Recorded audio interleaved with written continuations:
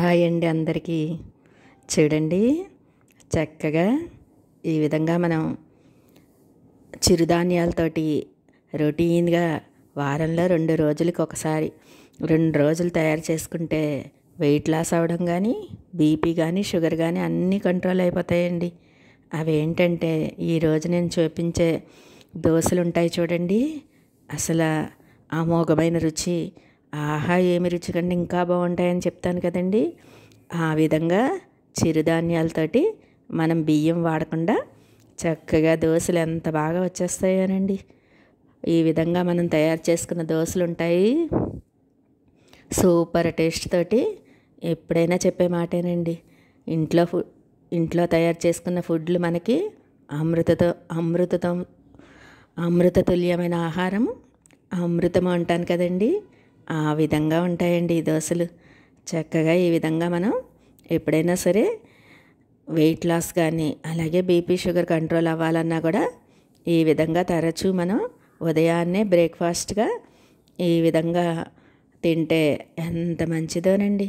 అవి ఏంటంటే ఇంతకీ సామలు, రాగులు, అలాగే పొట్టు మినపప్పుతోటి దోశలు తయారు చేయడం మీకు చూపిస్తాను చూడండి.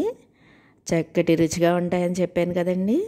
రుచి అమోఘం, అలాగే చూడడానికి కూడా అసలు ఎంత బాగా వచ్చినాయనండి ఈ దోశలు. మనం ఈ క్వాంటిటీ ఎలా వేసుకోవాలంటే, ఒక 3/4 డబ్బా పొట్టు మిరపప్పు వేసుకుని ఉదయాన్నే నానబెట్టేసుకుని, అలాగే చిరుధాన్యాలతో చేసినవి ఎప్పుడైనా సరే అప్పటికప్పుడు తయారు చేసుకోకూడదండి. ఒక 8 గంటల పాటు నానబెట్టుకుని వాటిని పిండిలా ఆడుకుని, తర్వాత రాత్రంతా పిండిని పులియబెట్టుకుని ఉదయాన్నే వేసుకోవాలి. అలా వేసుకుంటేనే ఈ చిరుధాన్యాలు చక్కటి పోషకాలు కలిగి మనకి అంత ఆరోగ్యానికి మేలు చేస్తాయి. ఇదిగోండి, ఉదయాన్నే నేను నానబెట్టేసుకున్నాను. సాయంత్రం పూట ఇలాగా కడిగేసుకుని, కొంచెం మినపప్పుని మనం ఎప్పుడైనా సరే పొట్టు మినపప్పు వేసుకున్నప్పుడు కొంచెం 80% పొట్టు తీసేసుకుని 20% పొట్టు ఉంచుకుంటే మనకి టేస్ట్ అమోఘంగా ఉంటుందండి. ఈ విధంగా ఇదిగోండి, మినపప్పుని మనం మిక్సీలో వేసేసుకుని, అలాగే చిరుధాన్యాలు అని చెప్పాను కదండి, రాగులు, అలాగే సామలు, ఈ రెండింటిని కూడా మనం ఉదయం నుంచి సాయంత్రం వరకు నానబెట్టేసుకున్నాం కాబట్టి వాటిని కూడా చేర్చేసి మెత్తటి పిండిలాగా ఆడేసుకోవాలండి. ఎంత మెత్తగా ఆడుకుంటే ఈ పిండి అంత సూపర్ టేస్ట్గా ఉంటుంది. చూడండి ఎంత బాగా నానిపోయినాయో. సామలేమో మనం ముప్పావు డబ్బా మనం మినపప్పు వేసుకుంటే సామలేమో ఒక 1/2 డబ్బా, అలాగే రాగులు మటుకు 1/4 డబ్బా వేసుకోవాలండి. ఈ విధంగా కొలతలతోటి వేసుకుంటే అట్లా ఎంత బాగా వచ్చినాయోనండి దోశలు. ఇదిగోండి, చక్కగా ఇలాగ 2 కలిపేసి మిక్సీ ఆడేసుకోవచ్చు. అలా ఆడేసుకున్న పిండి ఎంత బాగా తయారైపోయిందో. చాలా మెత్తగా ఆడుకోవాలండి పిండి, అప్పుడే మనకి దోశలు చక్కగా క్రిస్పీగా హోటల్ స్టైల్ దోశలు అన్నట్టుగా వచ్చేస్తాయండి. ఈ విధంగా తయారైన దోశలు ఉన్నాయండి, అసలు సూపర్ టేస్ట్గా ఉన్నాయండి. ఎప్పుడైనా సరే మనం రైస్ వాడకూడదు అనుకున్నప్పుడు ఈ విధంగా మనం ఉదయాన్నే మార్నింగ్ బ్రేక్ఫాస్ట్గా ఈ విధంగా మనం దోశలు ప్రిపేర్ చేసేసుకుంటే చక్కగా మనం మధ్యాహ్నం పూట రైస్ బదులు కిచిడి అని చెప్పి అలా తయారు చేసేసుకుంటే, గోధుమ రవ్వతో కానీ, అలాగే ఇలాగ సామలు, అరికెలు అవన్నీ ఉంటాయండి. అవి 8 గంటలు నానబెట్టేసి కొంచెం పెసరపప్పు వేసుకుని మనం కిచిడిలా తయారు చేసేసుకుంటే ఆ విధంగా మధ్యాహ్నానికి లంచ్ ప్రిపేర్ చేసేసుకోవచ్చు. ఈ విధంగా మనం రైస్ ఎక్కువగా తగ్గించుకోవాలనుకున్నప్పుడు ఈ విధమైన పద్ధతులు పాటిస్తే అసలు ఆరోగ్యానికి మంచిది, అది కూడా బరువు పెరగకుండా ఉంటామండి. ఇలాగా చక్కగా పిండి చూడండి ఎంత బాగా రెడీ అయిపోయిందో. చక్కటి పిండి, అసలు దోశలు వచ్చినాయండి, మామూలుగా రాలేదండి. మీరే చూడండి, ఇంతలా చెప్తున్నానని అనుకోకుండా చక్కగా చూడండి. ఇదిగోండి, పిండి అంతా చక్కగా మనకి ఉదయం నుంచి నానబెట్టుకోవడం వలన సామలు, అలాగే రాగులు, మినపప్పు ఈ 3 చాలండి. బియ్యాన్ని అస్సలు చేర్చుకోక్కర్లేదు. ఇలా బియ్యం వాడకుండా ఉండాలనుకున్నప్పుడు ఈ విధంగా మనం ప్రిపేర్ చేసుకుంటే చక్కటి దోశలు రెడీ అవుతాయండి. అది కూడా మీకు చెప్పాను కదా, పచ్చడి కలుపుకొని పుట్నాల పొడి వేసి మనం రైస్ ఎప్పుడైనా ఉందనుకున్నప్పుడు మిగిలినప్పుడు ఈ విధంగా ప్రిపేర్ చేసుకుంటే టేస్ట్ బాగుంటుంది. అదేవిధంగా తాళింపు అన్నం అండి. ఆ తాళింపు అన్నాన్ని కూడా నేను ఎప్పుడైనా సరే ఒక్కొక్కసారి ప్రియా పచ్చడి అని తెప్పిస్తాను. ప్రియా పచ్చళ్ళు మా బాబుకి ఇష్టం అని చెప్పి అప్పుడప్పుడు తెచ్చుకుంటాడు. అలా తెచ్చుకున్నప్పుడు రైస్ ఉండిపోతే దాంట్లోకి ప్రియా పచ్చడి కలిపి రైస్లోకి పుట్నాల పొడి కలిపి ఉల్లిపాయ తాళింపు వేసి ఆ అన్నాన్ని తాళింపులో వేస్తే ఉంటుందండి. అసలు ఎంత బాగుంటుందో. రాత్రిపూట రైస్ మిగిలిపోతే ఉదయాన్నే మనం తాళింపు అన్నం అని చేసుకుంటాం కదండి. అలా తాళింపు అన్నంలోకి మనం ఆ అన్నంలోకి ఇదిగోండి ఈలోపు చూడండి మీకు మనం రాత్రి పిండి ప్రిపేర్ చేసేసి ఉదయానికి చూడండి ఎంత బాగా ప్రిపేర్ అయిపోయిందో. పులిసినట్టు అయ్యి చక్కగా పిండి ఈ విధంగా తయారైపోతుందండి. దీంట్లోకి సాల్ట్ కూడా ఎక్కువ వేసుకోక్కర్లేదు, కొద్దిగా సాల్ట్ వేస్తే సరిపోతుంది. పిండి పులిసినట్టు అయ్యి మనకి చక్కటి టేస్ట్ తోటి దోశలు ఎంత అమోఘంగా వచ్చేస్తాయోనండి. మొదటి దోశ మీకు వేసి చూపిస్తాను చూడండి. ఈలోపు మనం చెప్పాను కదా మీకు ప్రియా పచ్చడి కలిపిన అన్నంతో తాళింపు అన్నం అని. అన్నం మిగిలిపోతే ఉదయానికి మనం తాళింపు అన్నం కానీ ఏదోటి చేసుకుంటాం కదండి, నిమ్మకాయ పులిహారని. అలా కాకుండా ఈ విధంగా మనం మాగాయ పచ్చడి కానీ ఆవకాయ పచ్చడి కానీ కలిపేసి పుట్నాల పొడి 2 వేసి కలుపుకుంటే మనకి టేస్ట్ బాగుంటుందండి. పుట్నాల పొడి లేకపోయినా పచ్చడి ఒకటి కలిపేసుకుని మనం ఉల్లిపాయ పోపు పెట్టుకుని దాంట్లోకి చేర్చుకుంటే రైస్ సూపర్ టేస్ట్గా ఉంటుందండి. మీరే చూడండి. ఇదిగోండి అన్నంలోకి 1 స్పూను ప్రియా పచ్చడి టమాటా పచ్చడి వేసాను. అలాగే 2 స్పూన్ల పుట్నాల పొడి వేసి ఈలోపు పోపు కూడా పెట్టేసుకుని మనం ఆ పోపులోకి మనం టమాటా పచ్చడి అన్నాన్ని కలిపేసుకుంటే చక్కటి టమాటా పచ్చడి తాళింపు అన్నం రెడీ అయిపోతుందండి. అది టేస్ట్ కూడా ఎంత అమోఘంగా ఉంటుందో మీరే చూడండి.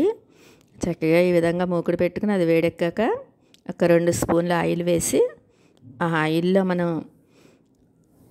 జీలకర్ర, ఆవాలు, మినప్పప్పు, అలాగే ఎండుమిర్చి ఎక్కువగా వేసుకోక్కర్లేదండి. మన పచ్చడిలో ఎండుమిర్చి కారం ఎక్కువగా ఉంటుంది కాబట్టి మనం ఈ పోపులోకి ఎండుమిర్చి గింజలు వేసుకుంటే బాగుంటుందండి. ఆ గింజలు వేసుకుని చక్కగా పోపు పెట్టేసి పోపు బాగా వేగాక ఉల్లిపాయలు చేర్చుకోవాలి.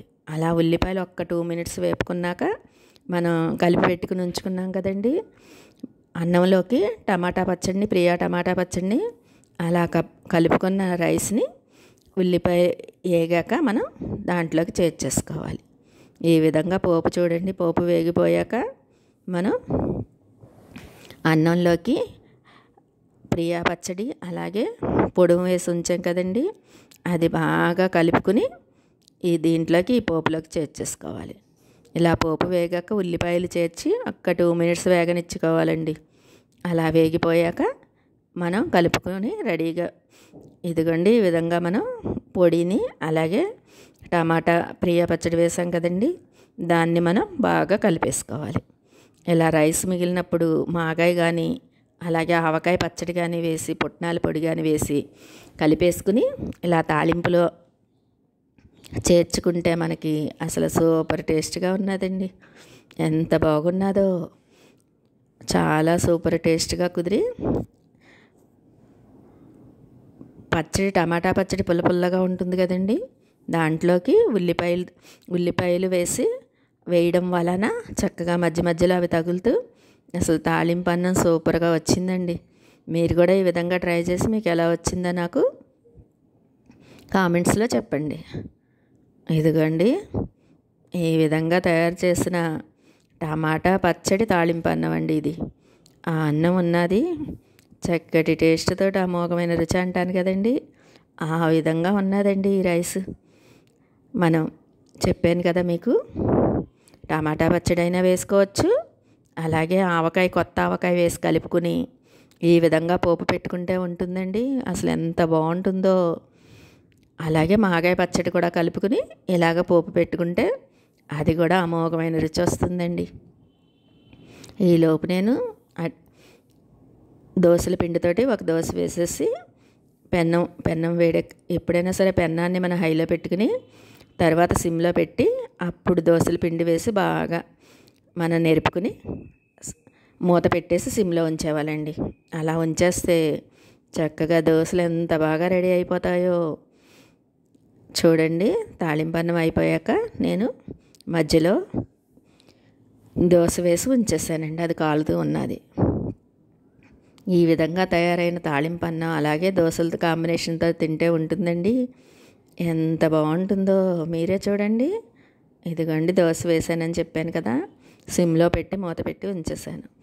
మొదట మనం ఎప్పుడైనా సరే పెన్నం పెట్టినప్పుడు హైలో పెట్టి బాగా వేడెక్కాక పిండి వేసి నెరుపుకుని అప్పుడు సిమ్లో పెట్టుకోవాలండి. సిమ్లో పెట్టి మూత పెట్టేసి ఉంచితే మనకి చక్కగా క్రిస్పీగా వచ్చేస్తాయి, రెండో వైపు కూడా కాల్చుకోక్కర్లేదు. ఈ విధంగా చూడండి ఎంత బాగా వచ్చేసినాయో. అసలు చెప్పాను కదండి మీకు ముందు, అమోఘమైన రుచితోటి అమృత తుల్యమైన ఆహారం అంటే ఇదేనని. అంత బాగా వచ్చినాయండి ఈ దోశలు. పిండి కూడా చూడండి నెరుపుతున్నప్పుడు చక్కగా మనకి అసలు ఏమీ ట్రబుల్ ఇవ్వకుండా చక్కగా ఇలాగా వేసేసుకోవచ్చు. ఇలా వేసుకున్న దోశలు ఉన్నాయి. మనం సామలు అలాగే పొట్టు మినప్పప్పు అదేవిధంగా రాగులు ఈ మూడిట్లతో కలిపిన పిండితోటి వేసాం కదండి. సూపర్ టేస్ట్ తోటి అమోఘమైన రుచితోటి ఎంత బాగా వచ్చినాయోనండి. ఎప్పుడైనా సరే చెప్తాను కదండి, ప్రతి ఇల్లాలు కూడా చక్కగా ఉదయాన్నే బ్రేక్ఫాస్ట్ మానకూడదని. ఎందుకని చెప్తున్నానంటే ప్రతి ఇల్లాలు బ్రేక్ఫాస్ట్ మానకూడదని, ఇల్లాలి ఆరోగ్యంతో మన ఇంటి ఆరోగ్యం ఉంటుంది కదండి. అందుకని ప్రతి ఒక్కళ్ళు కూడా చక్కగా ఉదయాన్నే 1 లీటర్ నీళ్ళు తాగేసి తర్వాత డ్రై ఫ్రూట్ జ్యూస్ అని తాగి ఈ విధంగా బ్రేక్ఫాస్ట్ మానకుండా మనం ఈరోజు రాగులు అలాగే సామలు కలిపి చిరుధాన్యాలతో తింటున్నాం కదండి. అందుకని చెప్పి మనం రాగి జావ తాగకపోయినా పర్వాలేదండి, ఏదన్నా ఒక ఫ్రూట్ తినేస్తే చక్కటి బ్రేక్ఫాస్ట్ కానీ అలాగే మనం తాగే జ్యూసులు కానీ ఎంతో మంచిదండి ఆరోగ్యానికి. ఈ విధంగా ప్రతి ఇల్లాలని చెప్తాను కదండి, ఎప్పుడూనే ప్రతి ఇల్లాలు కూడా చక్కగా ఉదయం నుంచి లంచ్ లోపు ఈ విధంగా తీసుకుంటే అనారోగ్య సమస్యలన్నీ సమసిపోతాయండి. చక్కగా ఈ దోశలు మీకు నచ్చినాయా? నచ్చితే కామెంట్స్లో చెప్పండి.